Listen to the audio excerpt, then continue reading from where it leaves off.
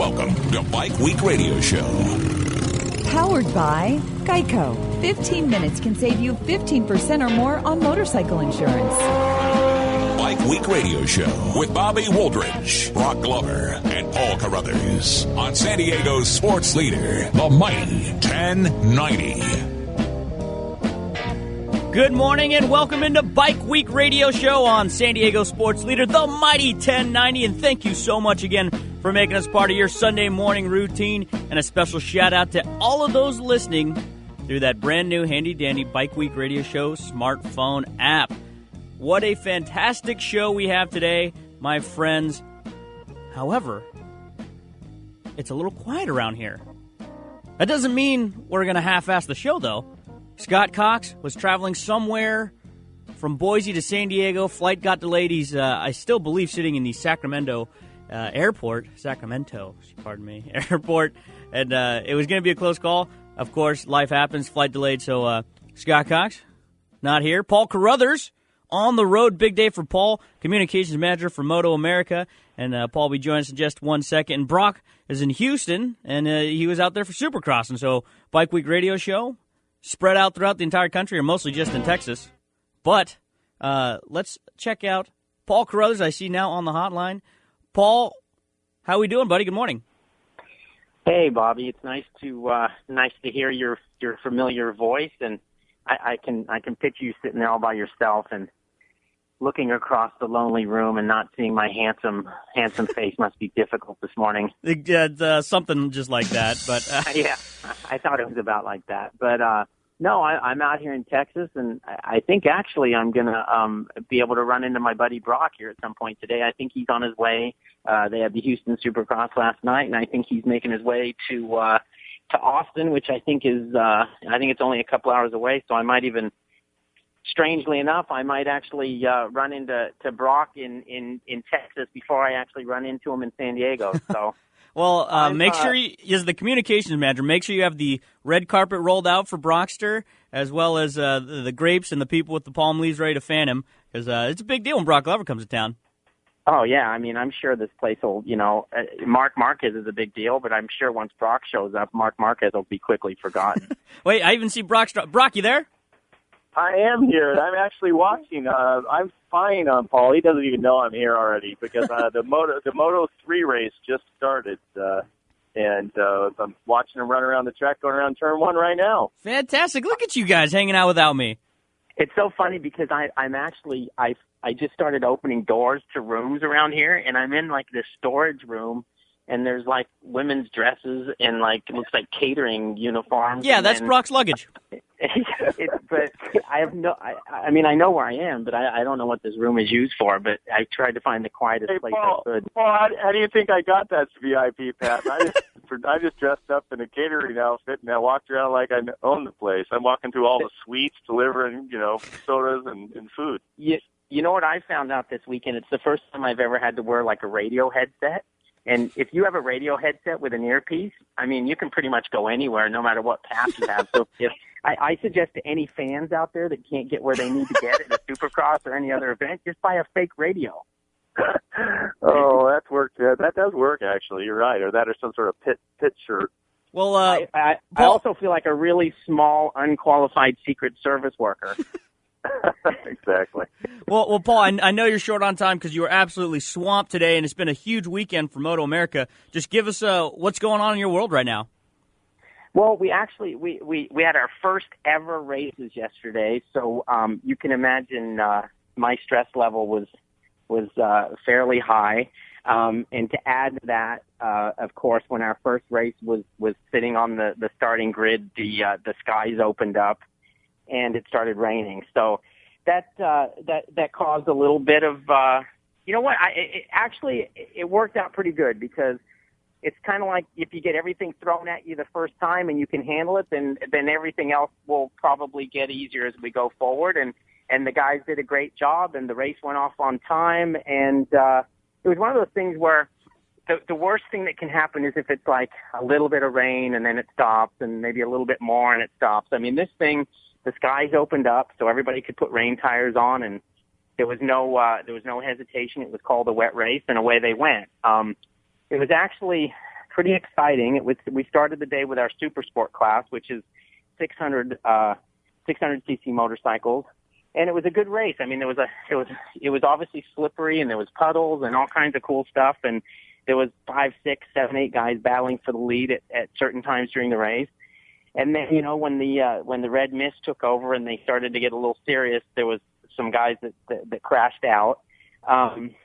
Really cool was the fact that J.D. Beach won the race. And this kid, I mean, you won't find a nicer kid in this paddock. He's a great kid. He works really hard, and he'd never won at this level in that class before. He's a farmer dirt tracker, and he's been trying for 5 years to win one of these things, and he won yesterday. So it was a really good story.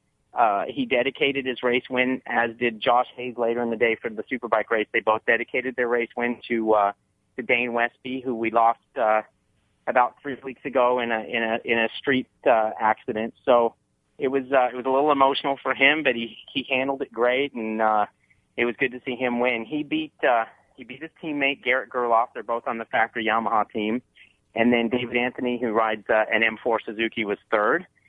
So the rain kept coming. So there was no doubt that the Superbike race would also be held in wet conditions and with rain tires.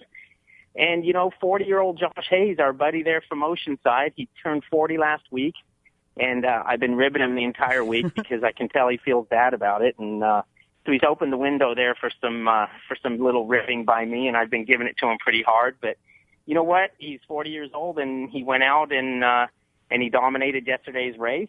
He managed to beat his teammate, Cameron Beaubier, by about 5 seconds. There was mid-race there. It looked like Beaubier was putting on a little bit of a charge. He got to about 2.5 seconds to Josh. But I think then he realized that, catching him wasn't going to happen, so he kind of backed off, and then the gap, like I said, was about 5 seconds at the finish. Yoshimura Suzuki's Roger Lee Hayden ended up third. That race, we now have Superbike and Superstock 1000. They're combined but scored separately.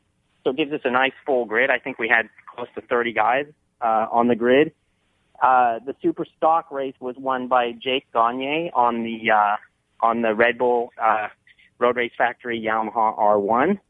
And interestingly enough, which was kind of cool because we sort of had an idea this might happen, but during qualifying, Gagne actually qualified third overall, which was pretty darn good considering that it is a super stock bike and not a full-blown super bike. So it shows just how good of a motorcycle that new Yamaha R1 is. So anyway, the bottom line is we had some good racing. Everything went fairly smoothly, and we've got that one under our belt. And this afternoon we have another superbike race. There's no super sport race today because we're kind of on a limited schedule. Here's what we can do based on all the MotoGP activity. So this afternoon will be the last race of the day, and the Superbike guys will go at it again, and hopefully it stays dry. But I think the forecast is that we may get a little bit wet. So, and I know doing the first one of these ever for you guys, how was the turnout and how was the reception by the people? Well, the turnout's really good because, as you know, we're piggybacking on MotoGP, so we have a built-in large crowd, which works in our favor, obviously, because it allows us to show our series to a bunch of people, and then hopefully, some of them make a trip to Road Atlanta next week when we're on our own, or else come to one of our races when we're in their area. But no, it's good to be part of the MotoGP weekend because for our riders, our young riders, it's cool that they can, they have an opportunity to show team managers and personnel from the factories, they're able to display their talents a little bit in front of those guys because our young guys, their ultimate goal would be to go to MotoGP. So it gives them a little more exposure than they might normally get. And, I'm happy. I mean, as you can imagine, I was a bit stressed because it was our first deal, but calmed down a little bit today and we'll go at it again and hopefully, everybody's safe and we make it through. And it'd be nice if we had a dry race because that way we would have, been able to sample a little bit of both. But like I said, I think, from all reports, by this afternoon, we might be raining again. Well, that's fantastic, buddy. We really appreciate you making time for us. I know how busy and how hectic this day and this weekend and this week has been for you, but we'll hopefully maybe squeeze a phone call out of you again next week when you're in Atlanta.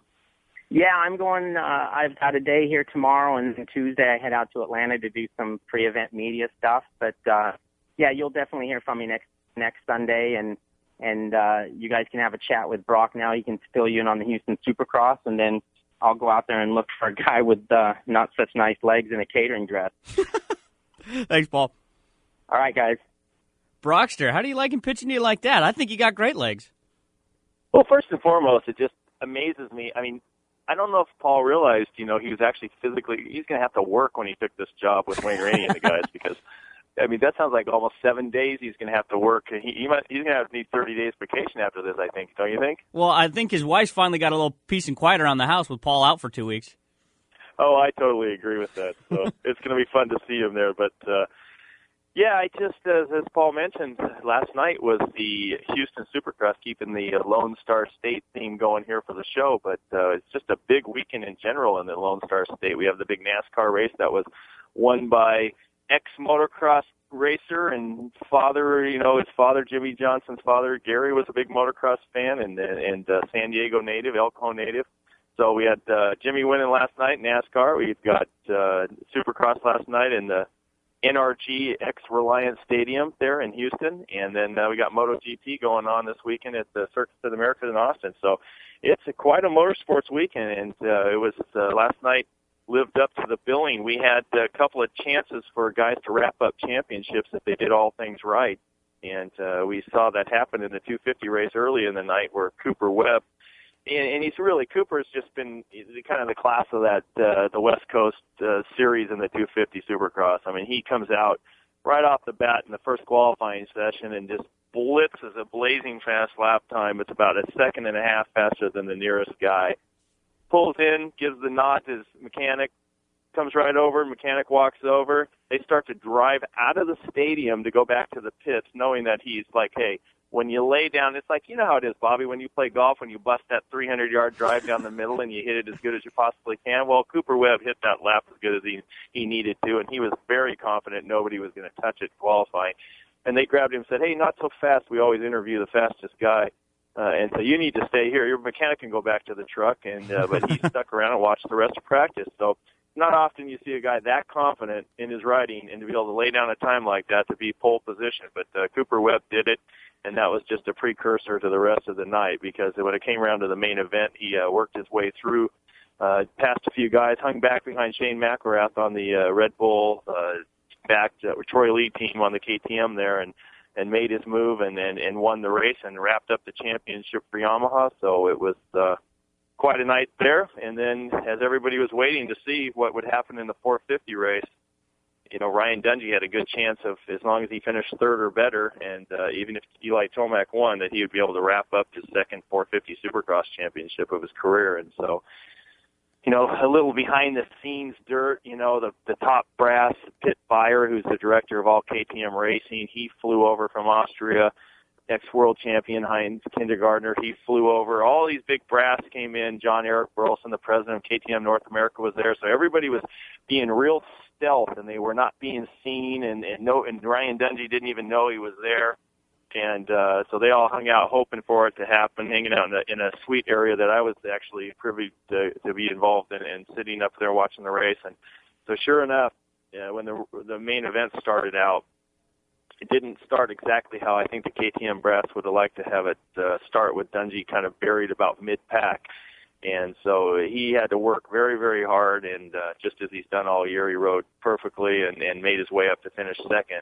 And in the meantime, kind of unfortunately, there was a guy out front, Cole Seeley, who has not won a 450 main event, had a fantastic run, made his way all the way through, and dominated the race, ended up winning by 7 or 8 seconds. But all eyes were still kind of on Dungey in the battle for that championship, and it was pretty amazing actually. And Justin Barcia had come back from being out for so long, and he was pinballing off of people, and Chad Reed looked like he was going to get a shot at the podium, and he and Jason Anderson on the Husqvarna collided, and it was just, there was a lot of carnage happening, all behind Cole Seeley, who just slowly but surely just worked his way away from the field and won his first race. And it was just a little bit of a shame, being his first race, but some of the some of the glory was taken away on the Ryan Dungey Championship there, but still it was a great ride for Cole Seeley. No, I still think there's plenty of shine on that penny for Cole Seeley. I'm sure he was never going to forget that race. And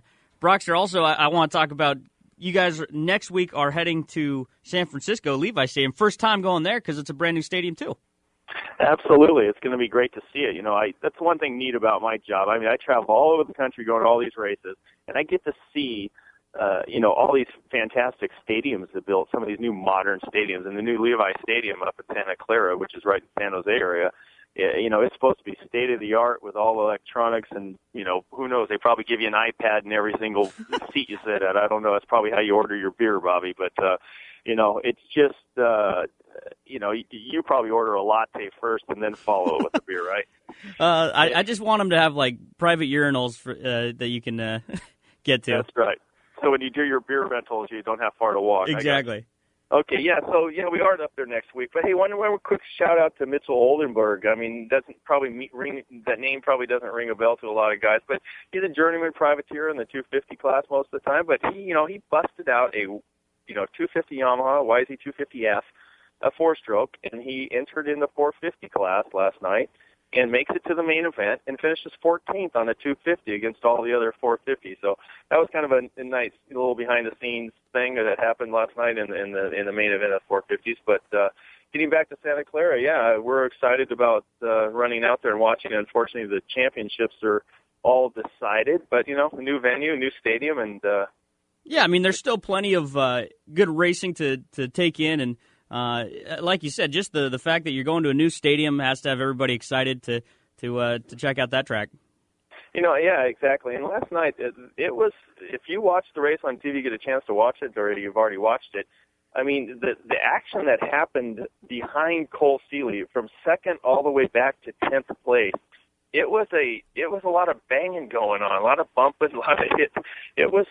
And I'll tell you, anytime you throw Justin Barsh in there, I mean, there's a lot of people who are just shaking their head going, he ran Dungey high a couple of times, a little unnecessarily to me.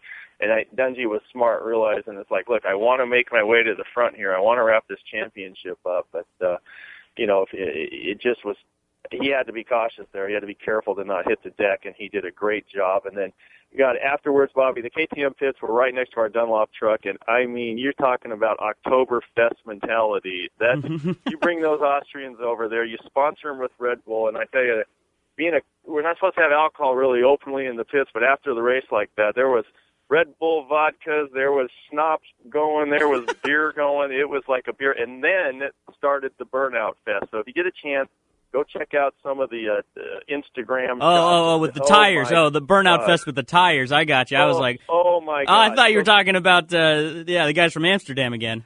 No, we're talking Austria. Come on, KTMs are Austrian, not Amsterdam. Either way, I know you and your Amsterdam trips, but it was just we're talking NASCAR-esque burnouts, tires like literally melting through the plastic flooring that the KTM guys have in their pits, down through the asphalt. I never knew a Dunlop knobby tire could melt the hole in asphalt, but guess what? I know it now. And these guys, and then the Yamaha guys come over with their bikes, and they had a dueling burnout session going on for, I'm talking 2 and 3 minute stretches at a time, where the two championship bikes stood head to head, mano a mano, melting tires into the asphalt. And it was lots of cheering, crowds running by, smartphones video and the thing, so it won't be hard to find on the internet. But it was, in all my 40 years of motocross racing attendance, I have never seen anything like it. And it was great to see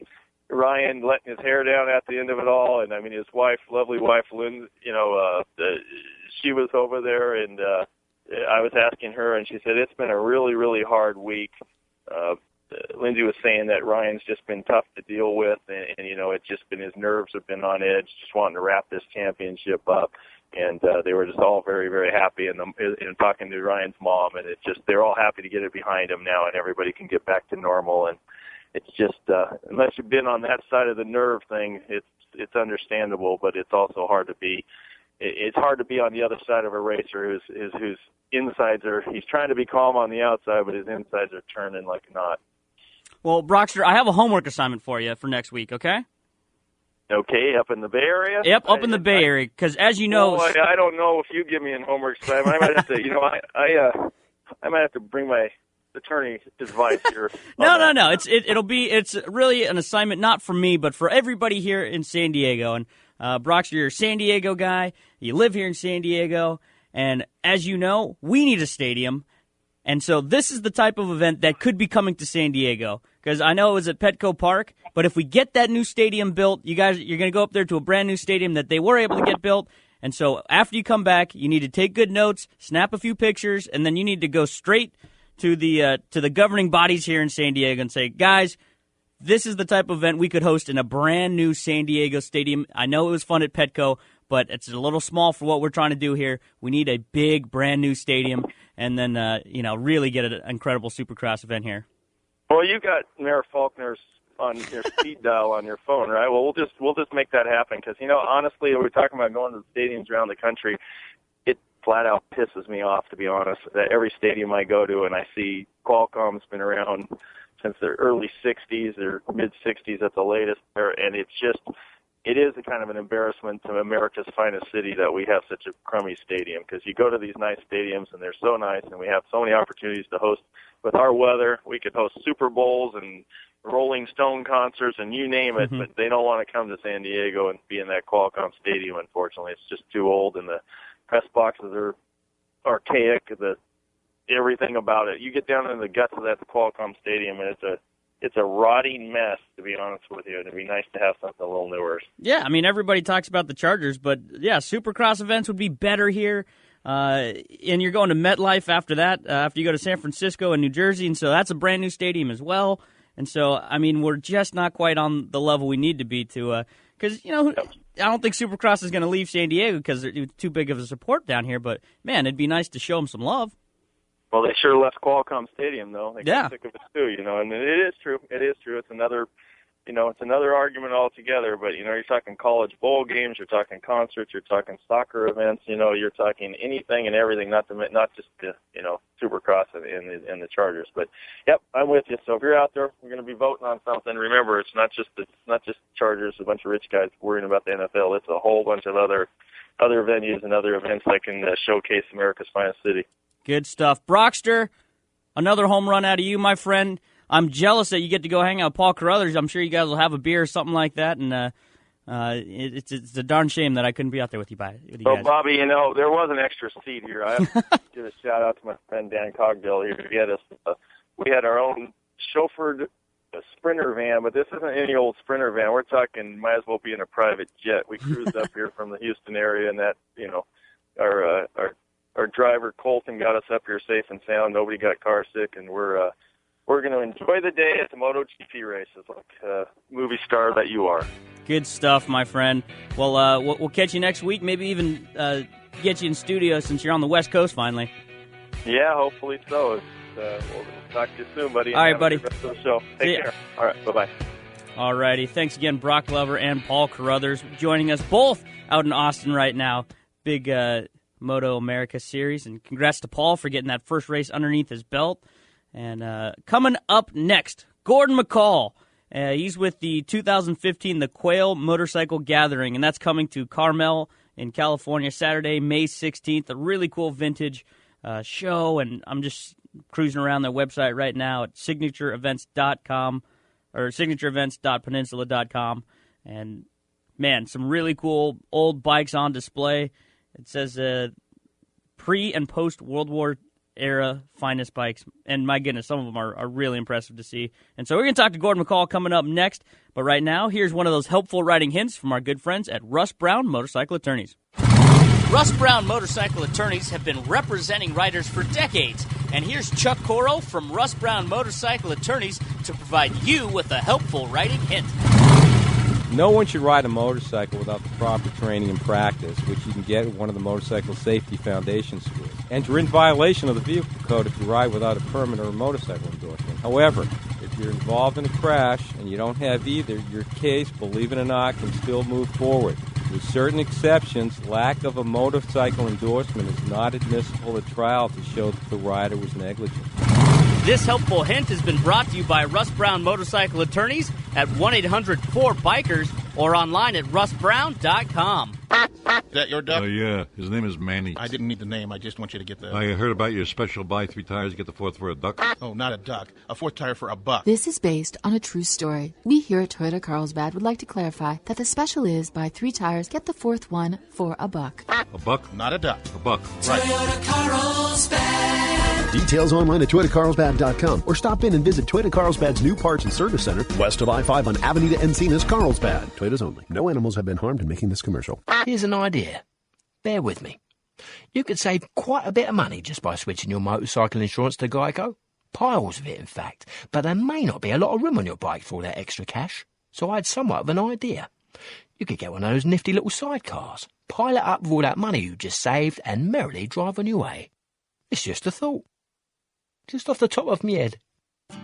Call Geico today for a free motorcycle rate quote. Geico, saving people money on more than just car insurance. Russ Brown Motorcycle Attorneys are the real deal. Russ Brown Motorcycle Attorneys. Their entire practice is dedicated to representing motorcyclists. As riders themselves, they understand why you ride, the issues you face, and the motorcycle culture. For over 30 years, Russ Brown and his partner Chuck Coro have been helping injured motorcyclists and their families get the care and compensation they deserve. Russ Brown Motorcycle Attorneys also created BAM. BAM! A nationwide buddy system of over 2 million riders helping riders in the event of a roadside emergency. BAM offers free legal advice, and thanks to Russ Brown, they have staff on hand to take your call 24/7, 365 days a year. Imagine a real person answering the phone 24/7. Just call 1-800-4BIKERS for more information and to get your BAM card today. If you go down, call Russ Brown. 1-800-4BIKERS and online at russbrown.com. This is Bike Week Radio Show with Bobby Wooldridge, Broc Glover, and Paul Carruthers on San Diego's sports leader, the mighty 1090.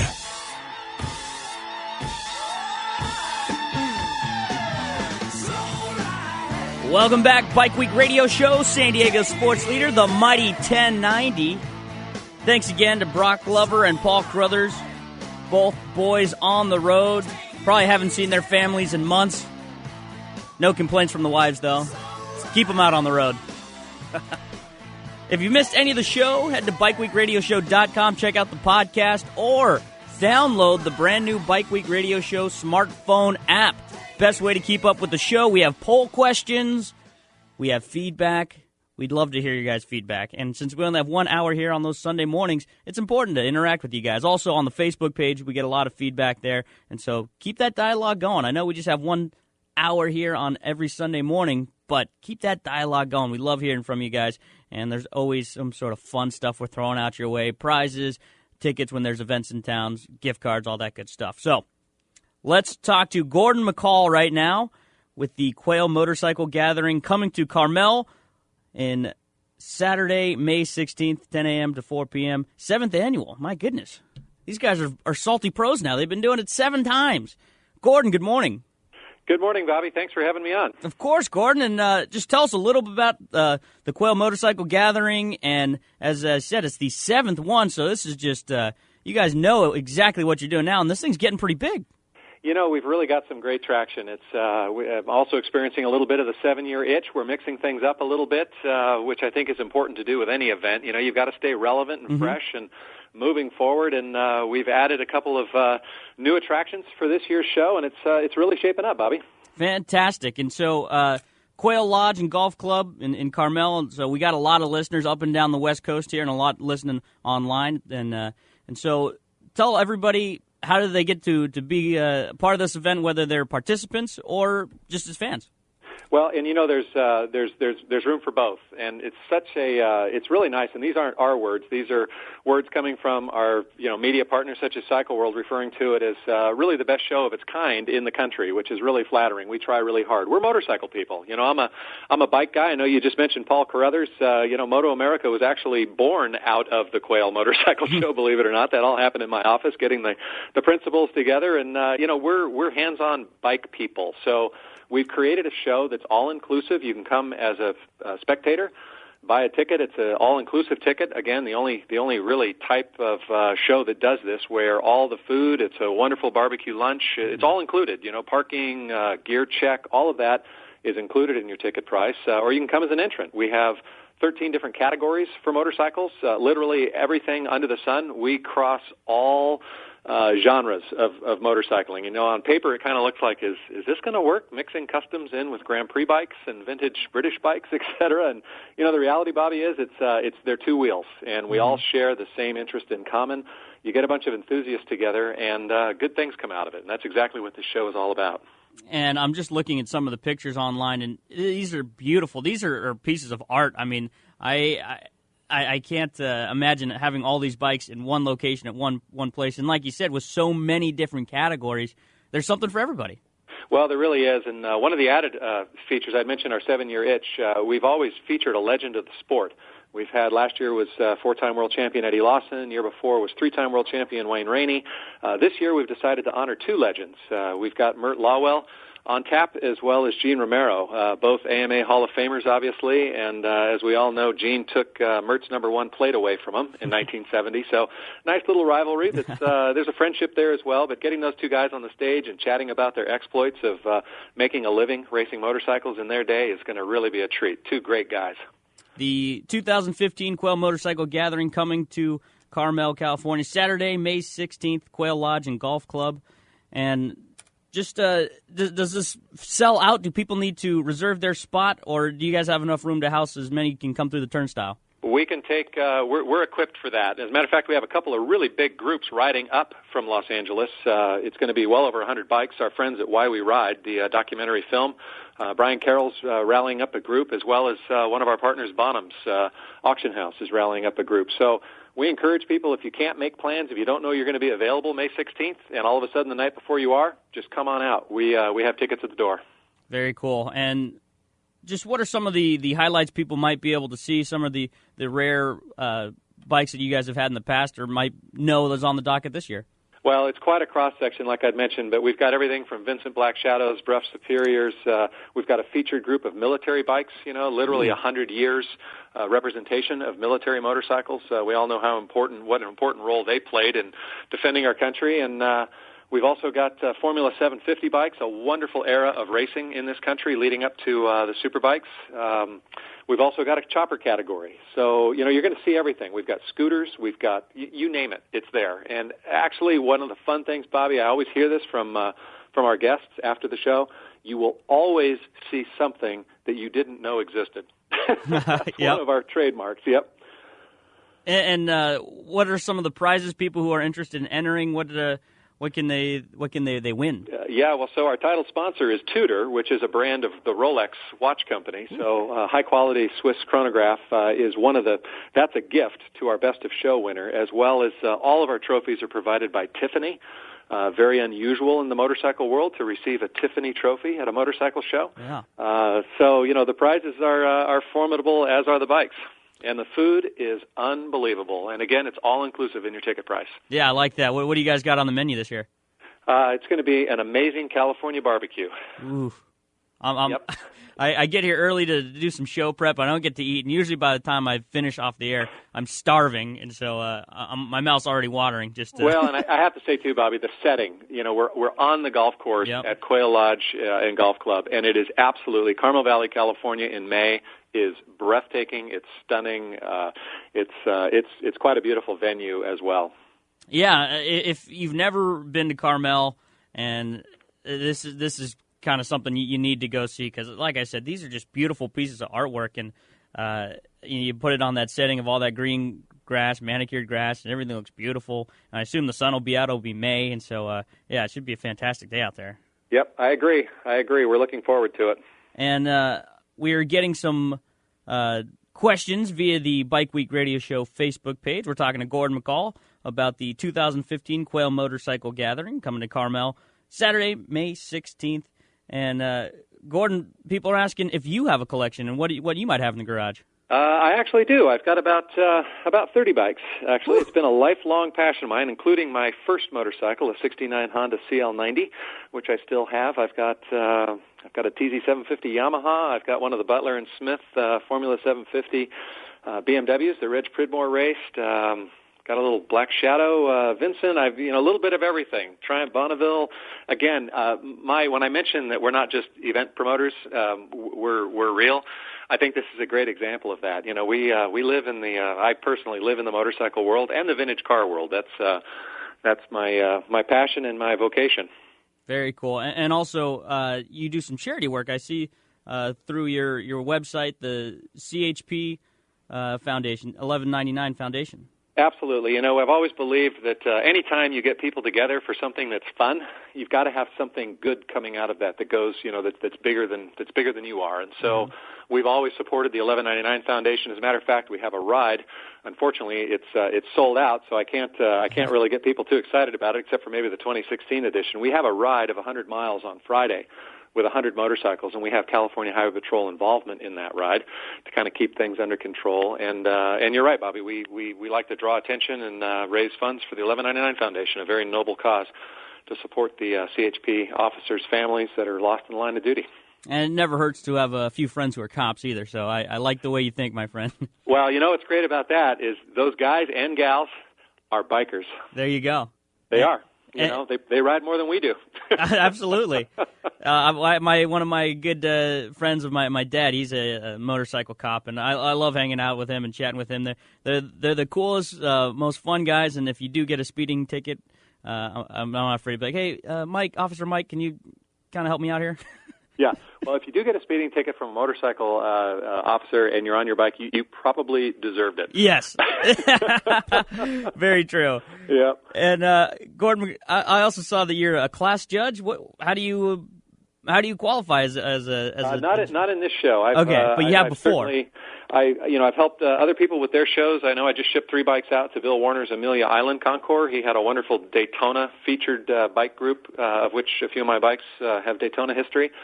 So, I live and breathe this stuff. So I completely recuse myself, along with my friend Paul d'Orlean. I do a little emceeing at the Quail show and help organize things. But I do not judge there for obvious reasons.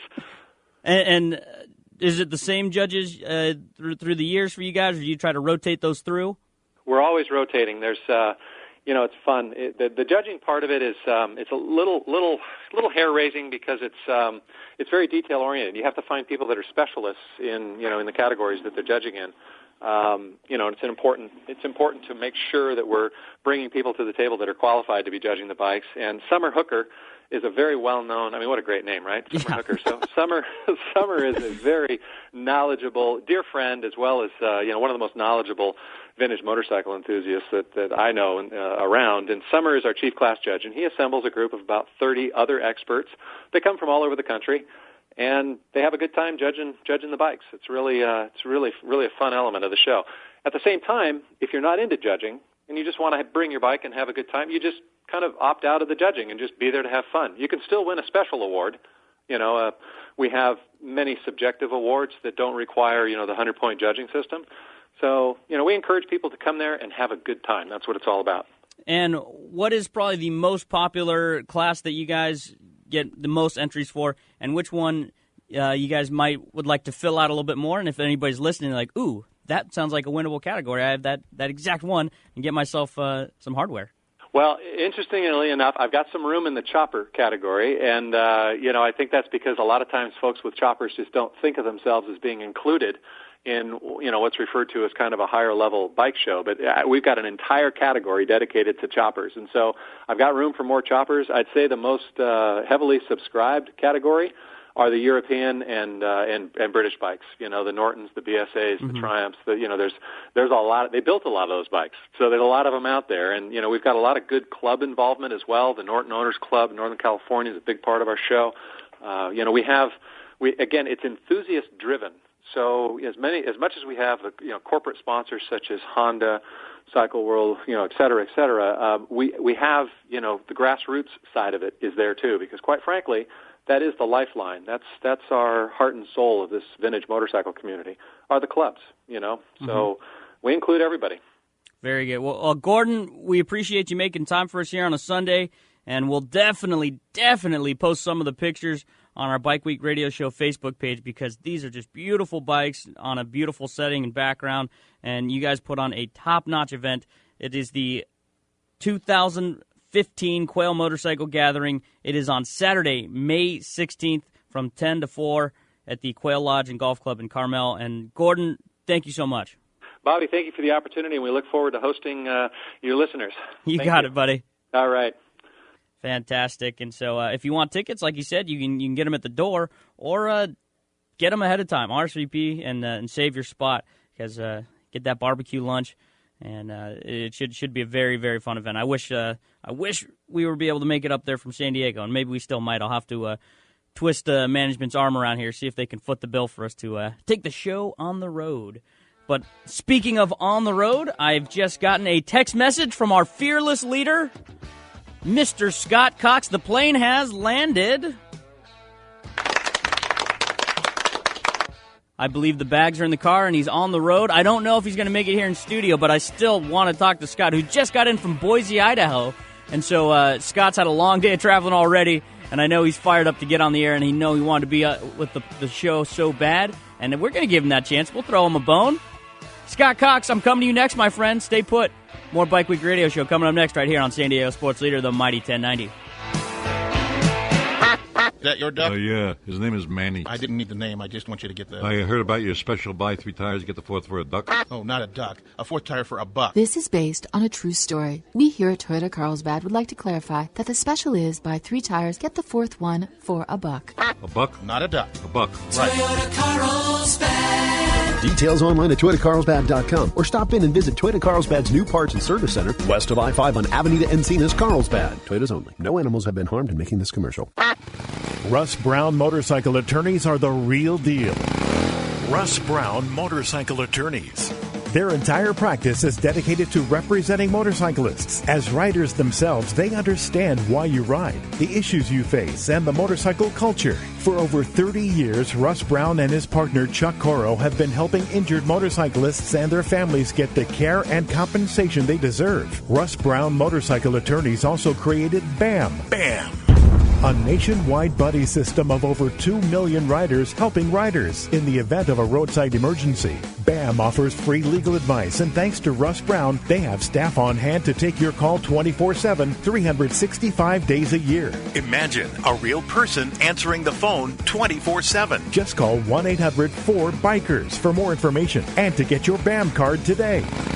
If you go down, call Russ Brown. 1-800-4BIKERS and online at russbrown.com. Here's an idea. Bear with me. You could save quite a bit of money just by switching your motorcycle insurance to Geico. Piles of it, in fact. But there may not be a lot of room on your bike for all that extra cash. So I had somewhat of an idea.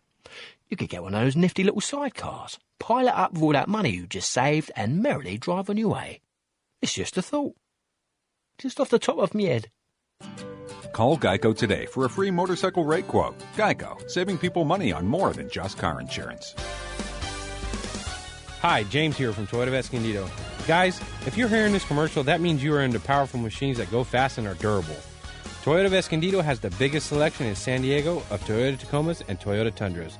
Whether for work or play, we can customize the truck of your choice into the truck of your dreams. Don't waste time anywhere else. Stop by or give us a call. Toyota of Escondido.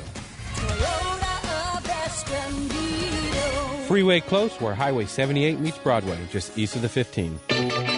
This is Bike Week Radio Show with Bobby Wooldridge, Broc Glover, and Paul Carruthers on San Diego's sports leader, the Mighty 1090. Welcome back, Bike Week Radio Show, San Diego sports leader, the Mighty 1090. What a big show we've already had. We talked to Paul Carruthers, communications manager for Moto American Co., the Bike Week Radio Show, and they just had their first race out in Austin, and it sounds like everything went great. And then we talked to Broc Glover, who was in Houston, drove to Austin just to hang out with Paul and also catch some exciting racing today. And then we talked to Gordon McCall with the Quail Motorcycle Gathering coming to Carmel. But now let's bring it on home. It's been a big week for Bike Week Radio Show. The boys have been on the road, road-weary, road-tired, and I know Scott Cox, not the happiest of campers, as he's had a long morning of traveling already from Boise after I'm sure it was a long week of partying with his buddy Scott Wallenberg. Shout out to Scott, always listening. Love you, buddy. Scott Cox, good morning. Hey, man. Morning, Bobby. And I'm here with our friend Teddy Boyko from Boyko Racing. And just come back from Boise, Idaho, from the annual Boise Interam Vintage event. 200-plus riders with some real marquee riders that our motocross fans will know. First and foremost, Mr. Pierre Karsmakers came over from Holland, and we spent the last 3 days with him, having a lot of fun. He was a superstar walking the pits. There were probably 500 to 1,000 people in the pit area at the, how do you pronounce it, Teddy? It's like the Oweehee Motocross Club. Yeah, it's a club that's based in Boise. They have 80 acres of their own land, and they've been in business since 1939, and it's all club volunteer-driven. It's just, if using a baseball reference, it is the field of dreams. There's nothing like this place, and I would encourage anybody within listening distance to make an effort to go there a year from this weekend and have some fun with Scott Wallenberg and Tim Kennedy and the guys at the Oweehee Club. We'll be posting a big gallery on our Bike Week Radio Show Facebook page and on the website. But among the other superstars who arrived for this weekend was Mike George, who is a 60s, early 70s era factory CZ rider. For any of you CZ fans out there, Mike was a delight to be with. I knew of him. I'd seen photos of him throughout the years, but never had a chance to meet him or spend time with him. We had a really fun time, not just at the track riding, but he's a really fine individual and a lot of shared history from that side of the pond. And then he's been on the show maybe half a dozen times, Chuck's son. Right, Teddy? Mm-hmm. Teddy's Great guy. You know, Chuck shows up and a party ensues, and he seems to always bring an entourage with him. So Chuck was a little bit under the weather. He was late to the event, but he'd been spending the last couple of days cutting new single-track trail in Idaho, and I think they're up to about 4,000 miles of single-track trail. So they really live in a just an incredible, unbelievable, God-sent environment for motorcycles up there in Idaho. But yeah, Chuck always brings the entourage. There's never a dull moment with Chuck. We love him here on Bike Week Radio Show, and the entourage usually includes a pretty lady or two. So I don't mind when Chuck rolls through. Not to mention the ones that are waiting for him when he gets there. Kind of like a rock star. Yeah, he is definitely a rock star. Well, we had some rock stardom there with our riders, and of course San Diego / Sweden resident for the last, I think he told me 36 or 37 years, Lars Larson, former factory Husqvarna superstar. He's a motocross champion, a 6-day enduro champion, and such a fun guy to be with. And he's all about the racing. And I don't want to call him his nemesis, because even the hardcore racing up there is nothing but fun. It's vintage guys, vintage bikes of every size, shape, description, year. I mean, Teddy, what were some of the highlight bikes for you to see? Oh, I got to tell you, I saw Makos, CZs, Bultacos, Montesas. I mean, there was one of everything you could possibly imagine. So it was a great event. And as far as vintage guys, this is just like you're in heaven. It was amazing. Amazing. Yeah, it was good. And Lars, the guy he looks forward to racing, and they race hard. Lars is 74 years of age. Is Fred Villapoto. That's Ryan Villapoto's grandfather. He is I guess you'd call him the OG, the original hardcore gangster motocrosser. Fast. He is fast. And he and Lars had the battle royale. And Lars, it was like we turned the clock back 40 years.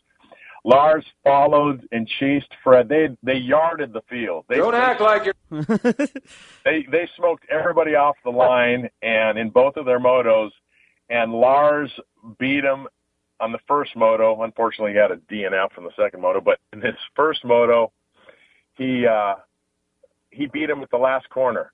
And he went in, and they were riding hard. They're riding like 24-year-olds, not 74-year-olds. Awesome. It was amazing. It was really amazing. I was going to say, I bet that was a big fan favorite out there. Without a doubt. I mean, but it's hard. You know, your head's on a swivel the whole time. It's fun, people, and it's the DNA of our sport. It's why Supercross exists. It's why outdoor motocross exists. It's just fun. It's a lot of fun people getting together. The guy who just smoked you or punted you off a turn is over there taking parts off his bike so you can make your next moto.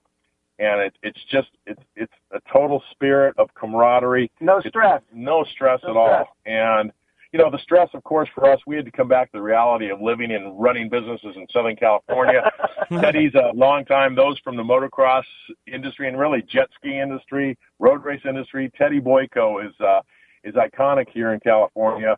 It's Boyko Racing. He's been tuning motors and building motorcycles for countless riders, national champions, local guys who just like really righteous stuff. And it was fun traveling with Teddy. And, Teddy, you didn't get any rest up there. I mean, I was out there snapping pictures and eating hot dogs. I was a worker. Every time I saw you, you had a wrench in your hand. I sure did. And I really helped several guys who could not even, their bikes were DNFing, and I was just helping everyone so they could make it to their moto and finish the race. And Scott Wallenberg was one of them. Scott Wallenberg, he's out there on his Monarch, and those of you who know and love Scott Wallenberg, and most people do, he was an original, I guess he was one of the first American nationally sponsored Monarch riders, and he was a national champion back in his youth. But he was riding like Lars. He was riding like a 17-year-old kid. He was on the gas. I was so impressed with Scotty. He looked so good out there in the Monarch. And the first moto, unfortunately, had a DNF, but I was there and I saved his butt there. It was quite wet. We had off and on rain, and Scott's bike wasn't. Oh, the track was wet. I thought you were saying his butt was wet, and I was like, okay. Well, that happens. That happens, but not for other reasons.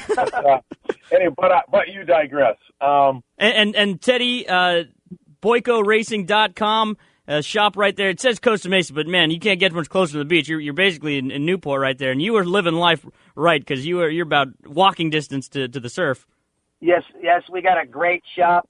It's really close to Newport Beach, and we're in Costa Mesa there, but we have we do everything in-house, all the machine work, crankshafts, cylinders, heads, everything is done under one roof, and we don't sub any of it out, so we're pretty damn busy repairing plenty of engines, 2-strokes and 4-strokes. Mainly cater to racers, out there, speedway racers, sidecar racers, and road racers. International motocross stars. In fact, I have to interject here. What did Teddy traveled light. He brought 4 dozen T-shirts to give to people up there, and then he comes back, and I said, Teddy, you checked one bag going up that was super heavy. It's lighter now. What are you carrying? Well, Mike George, the former CZ factory rider from the UK, who, by the way, raced the Trans Am National at the track he rode this weekend for the first time in 40-some-odd years. He spit a chain, cut the spokes down on his pristine, reproduction. I guess it was just a restored CZ race machine. Teddy's got the thing. Teddy worked with Terry Williams from Boise Vintage Cycle. They got the wheel back. He's late in the wheel. He's having spokes made tomorrow. He's late in the motocross wheel, and he's sending it to Texas so that Mike can drive there and race the Diamond Dons event that's happening this weekend. We talk about service. Well, we try to cater to everybody and make sure that everybody's smiling at all the events, whether it's motocross, speedway, desert, whatever it is. I try to make everybody happy. BoykoRacing.com. Our friends in the Orange County area and all of Southern California, best place. Boyko Racing. Check out my boy Teddy. Teddy, good having you. Scott, good having you as well. Okay, Bobby. Thanks a lot, Bobby. All right, we'll be back next Sunday. I know I promised you Kyle Petty. Kyle, he's coming on next week. Don't worry, we haven't forgot about him. Kyle Petty, mark your calendars. Next Sunday, we'll be right here on Bike Week Radio Show, the legendary, iconic Kyle Petty. So very excited for that one. We'll be back next Sunday. If you missed any of the show, check out the podcast at bikeweekradioshow.com or sign up for that handy-dandy smartphone app of Bike Week Radio Show, the brainchild of our wonderful off-air producer, Phil Kottner. Great work out of you this week, Phil. We'll be back next Sunday right here on San Diego Sports Leader, the Mighty 1090. You've been listening to Bike Week Radio Show. Powered by Geico. 15 minutes can save you 15% or more on motorcycle insurance. Join us next week for more Bike Week Radio Show on San Diego's Sports Leader.